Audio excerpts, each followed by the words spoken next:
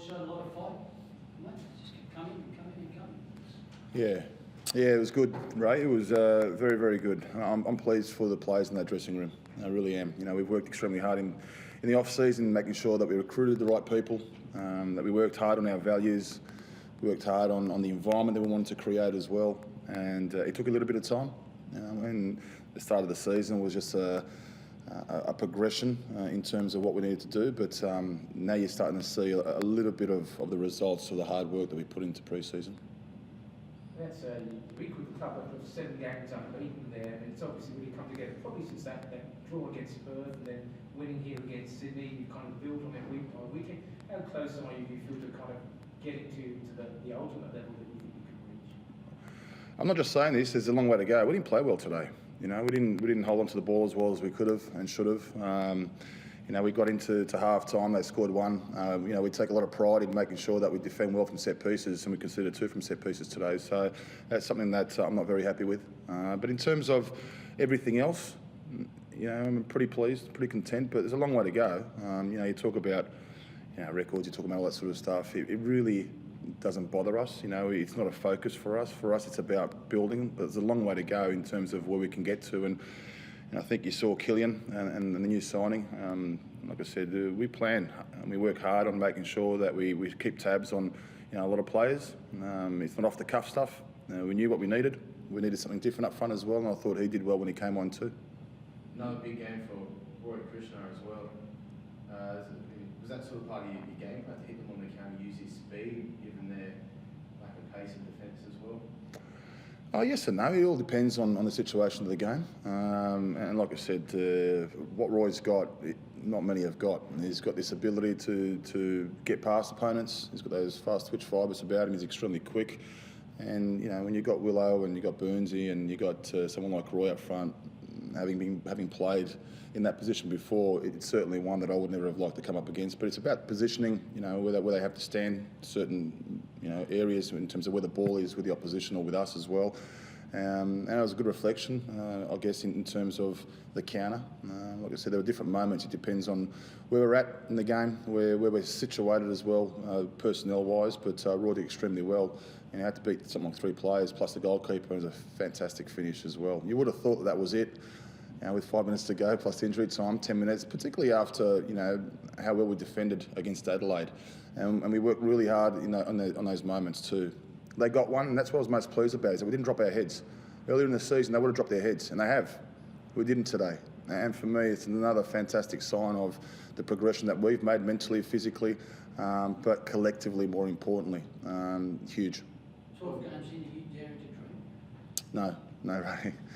No. I mean, like I said, it's still very much, and you hear it all the time, a work in progress, but it certainly is that way, Ray. You know, there was a certain way that I planned the whole season in terms of the pre-season, starting with only 10 players and making sure we took our time with the signings and kind of pressure from external factors saying, well, when is he going to make the next signing? But I was very delicate with that, and I made sure that I got the right people at the right time.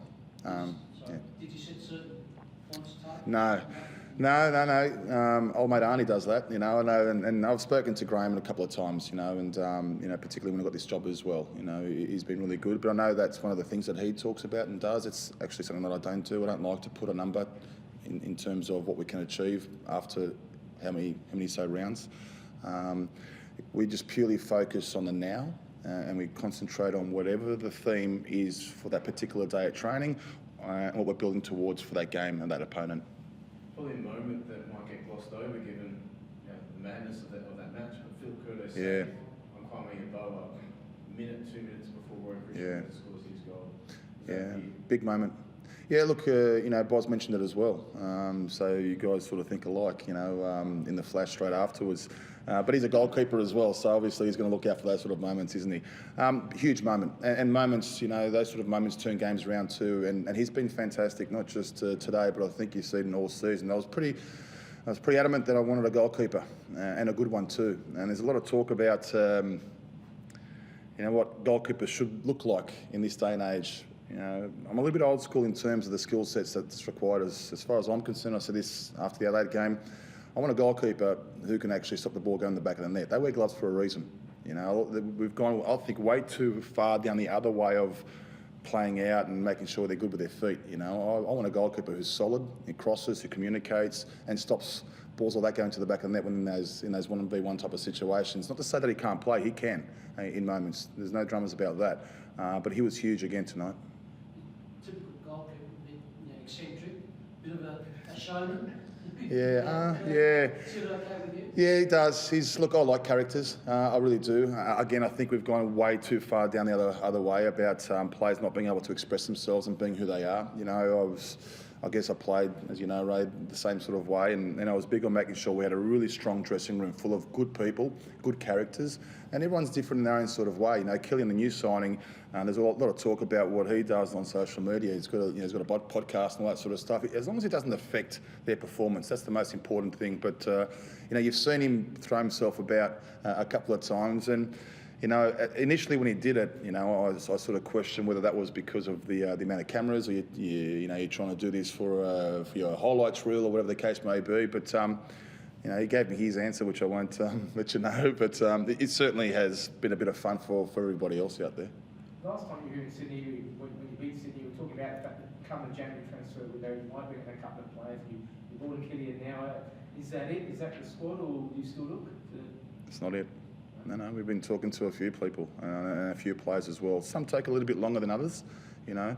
But whatever little cash that we've got and spare change, we're making good use of it. That's for sure. I mean, you know, if you look at the players that have come in, we've got to make a cost price. You know, they've bought into this journey and what we're trying to build and create here. And it's credit to those guys because, you know, it's really important. I've spoken to a lot of players and a lot of people about the characters, and if they're coming here for the wrong reasons, right, knowing what we're about as a football club, then I don't want them at the end of the day. It's simple as that. I want good, stern, honest people at this football club who are going to put a good shift in, who have got quality about them football-wise as well. And you can see that there as well. The togetherness in this squad is unbelievable. It's one of the best that I've ever worked with. Well, we won't name names, but is there a particular position that you'd like to shore up and get a bit more depth there? Yep. Is that us? You'll find out. I mean, when they asked me the same question about bringing in players in the January window, I didn't say much, but I think it's up for you guys to decide what you think is most important. But I'll answer the question by saying that, yes, we have not stopped looking for players and we'll add.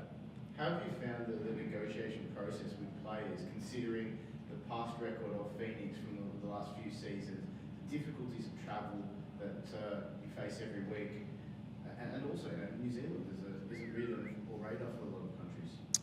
Yeah, you're right, Dom. It's been hard work, and I was pretty open about that and clear about that when I got asked the same question back home in Wellington, New Zealand as well. It's not easy, and I can understand why. I can understand why at the start of the season everyone tipped us to be wooden spooners, right? And that's fine because I can understand that because of the history of the football club and everything else. So there's no qualms about that. But it's been a hell of a ride, you know. But beneath all that, you find certain ways, a lot of positivity. I'll back myself, I'll back my staff, my players, and my football club as well. And if, like I said, if they can see part of the bigger picture that I keep selling them, right? And at the start, I can understand it probably wasn't. It was probably blurry or in black and white. But for me, there was this clear picture that I see this football club going. Then it was enough to get them over. Now they're starting to see it, which is important because that belief starts to come in, that confidence starts to come in as well. And like I said, when I spoke to Rob, the chairman at the start of the season, one of the things I asked him was, are you going to be around, are you going to fight for this club? He said, yes, that's enough for me, because I'm a fighter myself. Obviously, the more you win, the easier it is to get supposed to come as well, isn't it? Yeah, it is, Ray. But you know, in saying that, they're still, still hovering over our heads. You know, in terms of the players that we are talking to bring in, whether it be for now or even for next year, re-signing players. This is a funny old time. You know, where good old agents get involved and players start to question things. But we've been very clear to the group that we're going to stick together and stay together in this, and the process will run its due course in time. But there are still issues. Don't get me wrong, but it is easier when you see the kind of football that we want to play, and I think you probably saw that against Victory away from home as well, and the results more importantly. And I asked all these players to talk to teammates. And the funny thing is, word spreads out very, very quickly. A lot of other players playing at different clubs talk to our players, asking, does Mark want to have a chat? Or it's word spreading, and that's what happens when you build a real strong environment and a good culture at a football club, and you start to get some results. What are the qualities about Sheridan that particularly attracted you to him? Something different. We needed something different up front. He's a big boy that can hold the ball up. He's good on the ground as well, and it's something different. Variation for me is important in terms of the progression of our playing style. We play a certain way, but we still need to progress that and have different variables or options, particularly when we have possession of the ball. So that was one. But then when I watched him play, and spoke to a few people, he took himself out of his comfort zone, which is always important for me. That's a huge one. He left the UK where he could have easily had a long career. He went to places like Bulgaria. He went to Cyprus. He went to Poland. Not many people from the UK decide to do that. That tells me enough about the character. This guy's willing to go through some tough times in order to find success for himself. That's really, really important. He went and he was living in a place, Galonia in Poland, and it's not a very nice place at all, but he stuck through it. It means a lot.